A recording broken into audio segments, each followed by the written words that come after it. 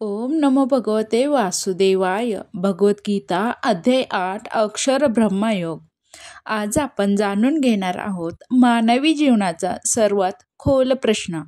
मरणानंतर काय होतं? आत्मा कुठे जातो? मृत्यूकाळी स्मरणाची शक्ती किती मोठी असते? भगवद्गीतेचा अध्याय 8 अक्षर ब्रह्मयोग या अध्यायामध्ये भगवान श्रीकृष्ण आपल्याला सांगतात, आपल्याला जीवन आणि मृत्यूच्या रहस्याचं विज्ञान शिकवतात. आज आपण प्रत्येक श्लोकाचा अर्थ सविस्तर भावार्थासह आणि मानवी जीवनाशी जोडून समजून घेणार आहोत. तर चला ज्ञानयात्रेला सुरुवात करूया. श्लोक 1 अर्थ. अर्जुन भगवानाला विचारतात, हे कृष्णा, ब्रह्मा म्हणजे नेमकं काय? अध्यात्म म्हणजे काय? कर्म म्हणजे काय? या सर्व प्रश्नांची उत्तरं मला स्पष्ट सांगा. भावार्थ. अर्जुनाची मानसिक अवस्था अतिशय अस्थिर आहे. युद्धभूमीवर उभा असताना त्याला आत्मा, देव, कर्म, ब्रह्मा या सर्व मोठ्या संकल्पना समजून घ्यायच्या आहेत. हे प्रश्न केवळ अर्जुनाचे नाहीत, ही संपूर्ण मानवजातीची कुतूहल आहे. जगात कित्येक जण मी कोण, मी का जन्मलो, मरणानंतर काय होतं हे स्वतःला विचारतात. अर्जुन आपल्यासाठीच ही उत्तरं मिळवून देतात. श्लोक 2 अर्थ. अर्जुन पुढे विचारतात, देवता म्हणजे काय? अधिभूत म्हणजे काय? अधिदैवत म्हणजे काय? मृत्यूकाळी स्मरणाचा काय परिणाम होतो? भावार्थ. अर्जुन अत्यंत प्रॅक्टिकल प्रश्न विचारतात. देवतेचा आत्म्याशी काय संबंध असतो? देह का नाश पावतो? भगवान श्रीकृष्ण आम्हाला सांगा, देह का नाश पावतो? असा प्रश्न अर्जुन भगवान श्रीकृष्णांना विचारतात. मृत्यूकाळी कोणती भावना पुढचा जन्म ठरवते? हेच प्रश्न आजही प्रत्येकाला लागू होतात. म्हणून हा अध्याय आपल्या जन्म मरणाचं तत्वज्ञान शिकवता. श्लोक 3 अर्थ. भगवान स्पष्टीकरण द्यायला सुरुवात करतात. ब्रह्मा म्हणजे सर्वोच्च अविनाशी सत्य. अध्यात्म म्हणजे आत्म्याचं स्वरूप. कर्म म्हणजे देहाची निर्मिती करणारी प्रक्रिया. भावार्थ. देव सांगतो की भगवान श्रीकृष्ण सांगतात की देह नाश पावणारा आहे, आत्मा जन्मरहित मृत्यूरहित आहे. कर्म ही अशी प्रक्रियेची साखळी आहे जी आत्म्याला देहाशी जोडून ठेवते. हे समजलं तर जीवनातील दुःख कमी होऊ लागतं, कारण आपण जाणतो मी देह नाही, मी आत्मा आहे. श्लोक अर्थ. श्लोक. भगवान म्हणतात, देव म्हणजे देवाचे अधिष्ठान. अधिभूत म्हणजे नाश पावणारा द्रव्य विश्व. अधिदैवत म्हणजे देवशक्ती. अधियज्ञ म्हणजे स्वतः श्रीकृष्ण. भावार्थ. देव स्वतः सांगतात, यज्ञाची मूलभूत ऊर्जा मीच आहे. याचा अर्थ जीवनातील सर्व क्रियांच्या मागे एक दिव्य शक्ती आहे. ती शक्ती आपल्याला सतत शक्यता, संधी आणि प्रेरणा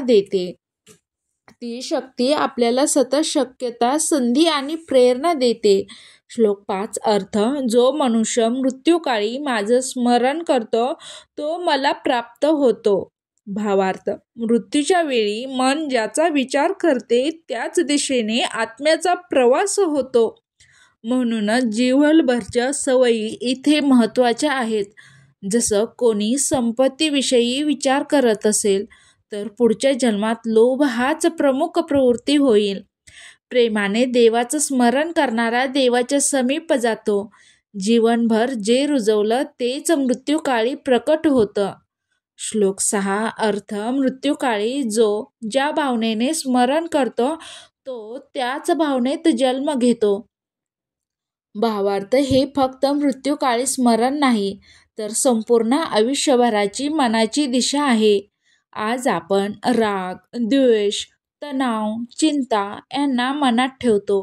हेच पुढच्या जन्मात पुनश्च उगवतं. याचा अर्थ जीवनावर नियंत्रण ठेवणं म्हणजे मनावर नियंत्रण ठेवणं होय. श्लोक 7 मध्ये. अर्जुना, तू युद्ध करत राहा, परंतु मन माझ्यात ठेव. असं केलंस तर माझं प्राप्त होशील. भावार्थ, भगवान सांगतात, कर्तव्य सोडू नको, ध्यान सोडू नको, दोन्ही एकत्र साध्य होतात. हे आधुनिक जीवनात लागू होतं. काम करताना मन देवात, कृती करताना अहंकार सोडून, यालाच कर्मयोग म्हणतात. श्लोक 8 अर्थ, जो भक्तिभावाने मला स्मरतो तो सहज माझ्यात लीन होतो. भावार्थ, भक्ती आणि श्रद्धा याचा देवाशी एकात्मता आहे. जे काम आपण प्रेमाने करत असतो त्यात मन झटकन स्थिर होतं. तसंच भक्ती ही मनाला स्थिर करून देवाशी जोडते.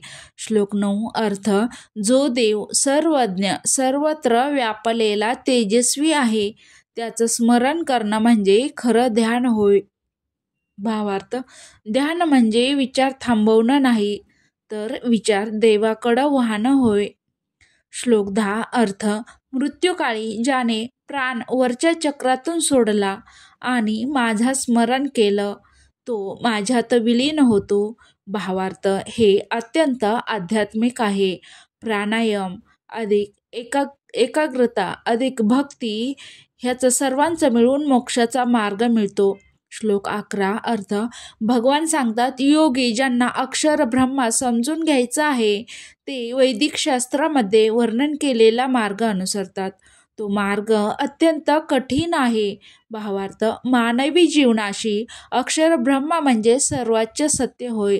ते समजून घेणं म्हणजे जीवनातील सत्य, देहाच्या पलीकडचं आत्मज्ञान समजून घेणं. हा मार्ग सोपा नसतो. यात लगाव तुटतो, मोह जातो, अहंकार मरण पावतो. जीवाला हे त्रासदायक वाटतं, पण हीच खरी आध्यात्मिक उंची आहे. श्लोक 12 अर्थ, योगी प्राणायामाच्या मदतीने प्राणांना योग्य स्थानी नेतो, इंद्रियांना नियंत्रणात ठेवतो आणि अंतःकरण स्थिर करून देवाचं स्मरण करतो. भावार्थ, मन, बुद्धी, प्राण आणि भावना हे सर्व नियंत्रणात असतील तरच उच्च ध्यान प्राप्त होतं. आधुनिक भाषेत फोकस, श्वास नियंत्रण, स्थिरता, शांतता याच शक्ती तुमच्या व्यक्तिमत्व बदलतात. श्लोक 13 अर्थ, ओम हा एकाक्षर ब्रह्मा आहे. या शब्दाचा जप करत मृत्यूकाळी मन माझ्यात ठेवणारा माझ्या लोकात पोहोचतो. भावार्थ, ओम हा आवाज, ही कंपने, ही संपूर्ण विश्वाची मूळ ऊर्जा आहे.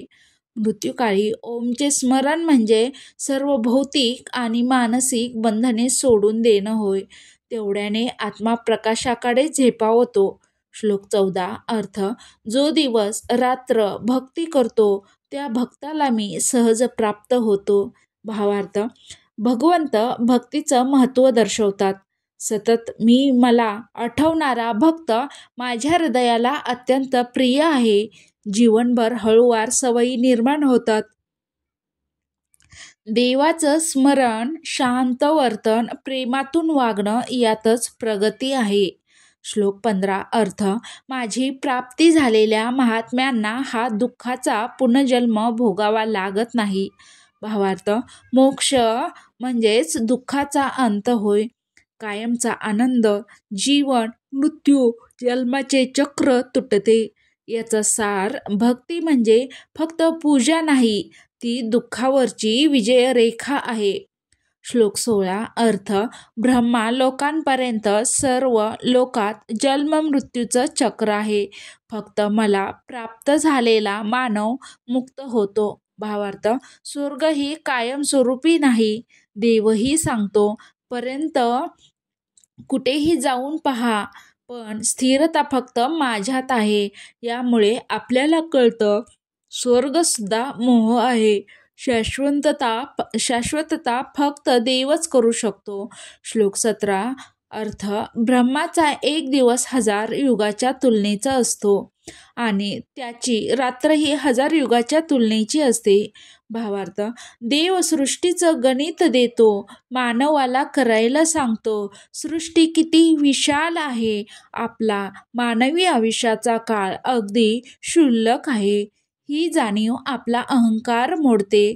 श्लोक 18 अर्थ ब्रह्माच्या दिवसात सर्व जीव प्रकट होतात आणि रात्री सर्व लीन होतात. भावार्थ सृष्टीचा श्वास, निर्माण आणि विनाश सतत चालत असतो. हे जाणणे म्हणजे आत्मिक शांतता होय. कारण आपण जाणतो जीवन येतं जातं, पण आत्मा शाश्वत आहे. श्लोक 19 अर्थ वारंवार ही सृष्टी जन्म घेते आणि वारंवार नष्ट होते. भावार्थ बदल हा निसर्गाचा नियम आहे. जीवनात काहीही कायमचं नसतं. दुःख सदैव राहत नाही आणि आनंदही सदैव राहत नाही. ही समज अत्यंत महत्त्वाची आहे. श्लोक 20 अर्थ या नाश पावणाऱ्या विषाच्या पलीकडे एक अनश्वर तत्व आहे, अक्षर ब्रह्मा. भावार्थ देह नष्ट होतो, देह नष्ट होतो, विश्व नष्ट होतं, ग्रहतारे नष्ट होतात, पण ब्रह्मा नष्ट होत नाही.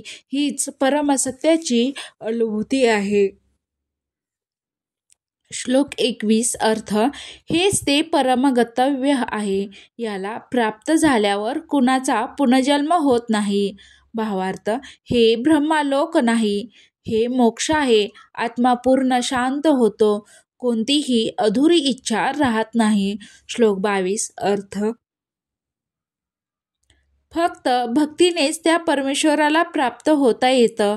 भावार्थ ज्ञान, तपस्या, योग महान आहेत, पण भक्ती हृदयाला देवाशी जोडते.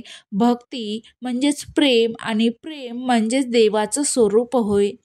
श्लोक 23 अर्थ मी आता तुला सांगतो. भगवान श्रीकृष्ण म्हणतात, मी आता तुला सांगतो मृत्यू पश्चात आत्मा कोणकोणत्या मार्गाने जातो. भावार्थ देव आता अध्यायाचा सर्वात महत्त्वाचा भाग सांगतात. आत्म्याचे दोन मार्ग, प्रकाशाचा मार्ग आणि अंधाराचा मार्ग, हे आपल्या कर्मांनी ठरते. श्लोक 24 अर्थ प्रकाश, अग्नी, दिवस, उष्णता. प्रकाश, अग्नी, दिवस, उष्णता हे मार्ग आत्म्याला ब्रह्माकडे नेतात. भावार्थ सत्वगुण, शुद्धता, भक्ती, सत्य या मार्गाने जाणारा मोक्ष प्राप्त करतो. श्लोक 25 अर्थ धूर, अंधार, रात्र, थंडी या मार्गाने आत्मा पुनर्जन्माकडे जातो. भावार्थ राग, द्वेष, अज्ञान, मोह याचं जीवन म्हणजेच पुनर्जन्म होय. श्लोक 24 अर्थ हे दोन मार्ग जगाला ज्ञात आहेत. भावार्थ जन्म मृत्यू हा नियम, मोक्ष बंधन हा परिणाम होय.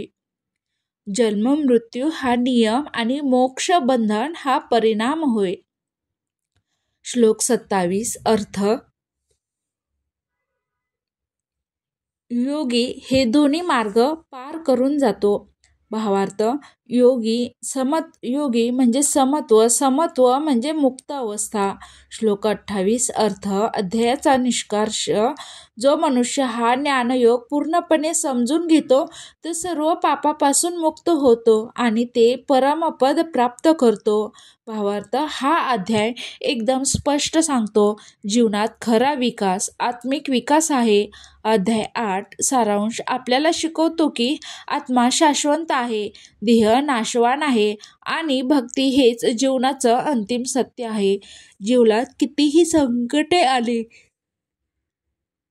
कितीही ताण आला, कितीही अडथळे आले, पण देवाचं स्मरण, शांत मन आणि चांगले कर्म हे आपल्या प्रत्येक जन्मात मुक्तीकडे नेतात. ओम नमो भगवते वासुदेवाय. जर हा व्हिडिओ आवडला असेल तर लाईक, शेअर आणि सबस्क्राईब करा. शेजारील बेल आयकॉन दाबायला विसरू नका, म्हणजे नवीन व्हिडिओ सर्वात अगोदर तुमच्यापर्यंत